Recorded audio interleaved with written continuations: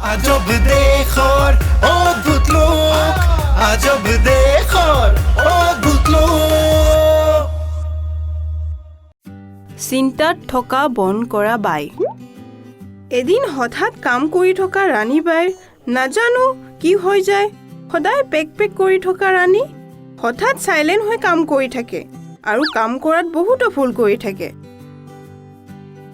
আৰে এয়া কি এলিহুৱা নিচিনাকে কাম কৰি আছা হনকালে কামবোৰ সমাপ্ত কৰা না মানে গোটেই কামখিনি শেষ কৰা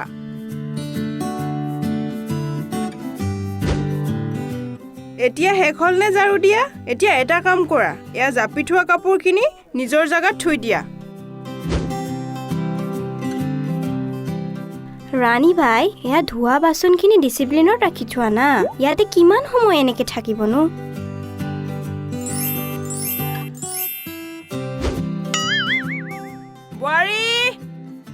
বুৱাৰী আৰে হেয়া ফ্ৰিজত থোৱা ঠাণ্ডা পানীৰ বটলটো মোক আনি দিয়াচোন এতিয়াই নিছো হাহুমা হাহুমা এয়া চোৱাচোন আমাৰ ৰাণী বাইৰ কাম প্ৰেছ কৰা কাপোৰখিনি তাই ফ্ৰিজত থৈ গুচি গৈছে আৰে কি কথা কৈ আছা তুমি বুৱাৰী হে প্ৰভু এয়া কি হৈ আছে এই ঘৰত ৰাণী ক'ত মুৰেলি তই এই পিনে প্ৰেছ কৰা কাপোৰখিনি ফ্ৰিজত ৰাখি থৈ গৈছে ন আৰে এয়া কেনেকে ফ্ৰিজত আহি গল এই কাপোৰত কি হাত ভৰি আছে নেকি নিজে নিজে বগাই আহিল বুৱাৰী তুমি লৈ যোৱা এই কাপোৰখিনি ৰুমত ৰাখা হাহুমা অ হাহুমা এয়া চোৱাচোন ক'ত বাচন ৰাখিছে ৰাণীয়ে হে ৰাম ৰাম ৰাম ৰাম ৰাম হে ৰাম ৰাম ৰাম ৰাম ৰাম ৰাণী ৰাণী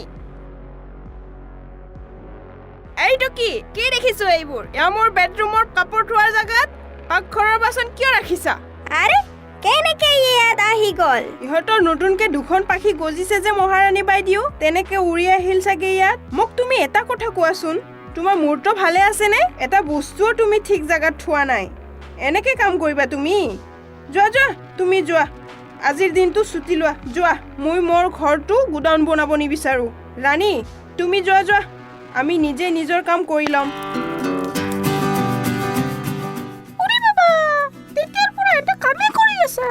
এইটো লোৱা আলু বাকলি গুচাই দিছো ইয়াক ফ্ৰাই কৰি সবজি বনাবা আৰু এই ৰসগোল্লা মই ফ্ৰিজৰ পৰা উলিয়াই দিছো বহুত ঠাণ্ডা হৈ আছে নৰ্মেল হৈ গলে তোমাৰ চতুৰ্জি চাহ মোক দি দিবা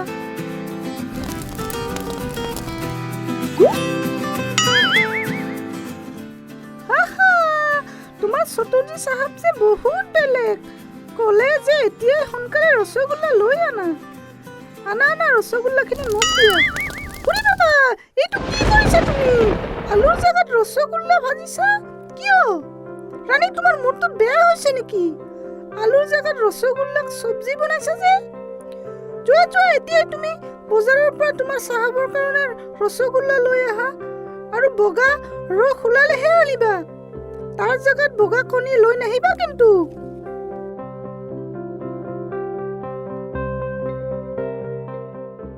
আৰে কি হৈছে ৰাণী কিবা দুখী যেন লাগিছে না কথা না বতৰা এনেকে চুপচাপ মনে মনে কিয়নো আছা ৰাণী ককা কাম অলপ বেছি হৈছিলে সেইকাৰণে মোৰ অলপ ভাগৰ লাগি গল আৰে ৰাণী অলপ কমকে কাম কৰা আৰু বেছিকে কাম থাকিলে কামৰ মাজতে অলপ জিৰণি ল'বা যেতিয়াই দেখো মেচিনৰ দৰে লাগিয়ে থাকা আৰে মেচিনকো ফেক্টৰীত ৰেষ্ট দিয়ে আৰে কি হৈছেনো আজি ৰাণীৰ হা এইৰ আৰু কি হ'ল আয়া নাজানো কি হৈছে ৰাণীৰ তাইক চাহৰ বাচন ধুব দিলো তেতিয়া চাহৰ কেটলি কাপ প্লেট সেখিনি ধুব এৰি তাৰ জাগাত চাহপাতৰ বয়াম আৰু চেনিৰ বয়াম থৈ গুচি গৈছে আৰে মোৰ ফালৰ অৱস্থাটো তোমালোক নহদিবাই প্ৰেছ কৰা কাপোৰখিনি ফ্ৰিজত থৈছে আৰু ধোৱা বাচনখিনি কাপোৰৰ জাগাত ৰাখিছে খুৰি বাবা আমাৰ পাকঘৰত আলুৰ সবজিৰ জাগাত ৰসগোল্লাৰ সবজি বনাই দিছে আৰে মোৰ ঘৰৰ কথাটো নহদিবাই তহঁতে মই অলপ তাই খলা চাপৰি পিঠা তেতিয়া তাই গোটেই বাচনত থকা পিঠাখিনি খাই পেলাইছে। মই ইমান কষ্টৰে বনাইছিলো, কিন্তু মই খাব নাপালো। বহুত দিনৰ পৰা তাই এনেকা ভুল কৰি আছে। কিন্তু বুজি পোৱা নাই তাই এনেকুৱা কিয় কৰি আছে। এনেকুৱাতো নহয়, কিজানি বেলেগ জেগাত কাম পাইছে। এনেই তাই আমাৰ লগত নাটক কৰি আছে চাগে। তেতিয়াহে আমি তাইক উলিয়াই দিম আৰু তাই ডাঙৰ কাম জইন কৰিব পাৰিব। হয়ে চাগে, মোৰো অলপ এনেকুৱাই লাগি আছে। তেতিয়াহ'লে এনেকুৱা কৰো বল, সকলোৱে মনে মনে তাইৰ ঘৰত গৈ বিচাৰ লওঁ ব'লা।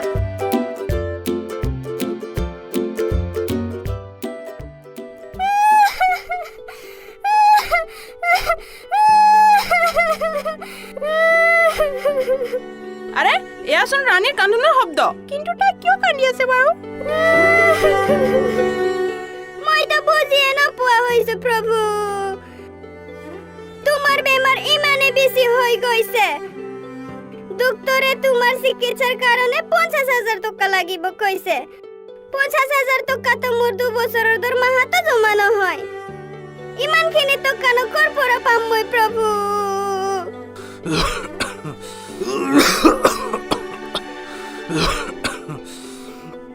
ওচৰৰ কাৰোবাৰ পৰা খুজি চোৱা না। মই খুজিব নোৱাৰো না ৰাজা। কিন্তু কিয়? বহুত বাৰ চুবুৰীৰ পৰা টকা লৈছো ঘৰত সৰু সৰু দৰকাৰী বস্তুৰ কাৰণে, আৰু তেতিয়াহে কামত দিয়ে যেতিয়া মই তেওঁলোকৰ টকা লৈ সিহঁতক ঋণ ঘটাব পাৰো। নহ'লে সিহঁতে ভাবিব যে মই মিছা কথা কৈ ডাঙৰ ঋণ ল'ব বিচাৰিছো, আৰু মই দুখীয়া মানুহজনী কৰ পৰা দিম? এতিয়া কি হ'ব আমাৰ প্ৰভু? কি নহ'ব? ঐ ৰাণী, তেতিয়াহ'লে তুমি আমাক চিনিয়ে পোৱা নাই ন? মেম সাহেব, আপোনালোকে ইয়াতে মোৰ নিচিনা গৰীবৰ ঘৰত? উৰি বাবা, যেতিয়া তুমি আমাৰ ঘৰত কাম কৰি আমাক সহায় কৰা, তেতিয়াহ'লে তোমাৰ অসুবিধাত আমি সহায় নকৰিম নেকি? ৰাণী, এনেকা কিয় ভাবিছা তুমি যে আমি তোমাক মিছাকৈ টকা ল'ব খুজিছা বুলি ভাবিম? আইয়া, টকাৰ লগতনো কি? তুমি আমাৰ অকল বাই নহয়, আমাৰ ঘৰৰ মেম্বাৰ হয়, আমাৰ চুবুৰীৰ সদস্য হয়। নহ'লে কিনো, যদি আমি থাকোঁতে ৰাজা বাবুৰ কিবা এটা হ'লেহেঁতেন, তেতিয়া আমি নিজকে ক্ষমা কৰিব নোৱাৰিলো হয়। মই জনা নাছিলো মেম সাহেব, আপোনালোকে মোক ইমান ডাঙৰ সহায় কৰিবা বুলি। ডাঙৰ সহায় ক'তনো? মই অকলে 50,000 টকা নিদিয়া নহয়। কিন্তু ইয়াৰ কাৰণেতো 50,000 টকা লাগে।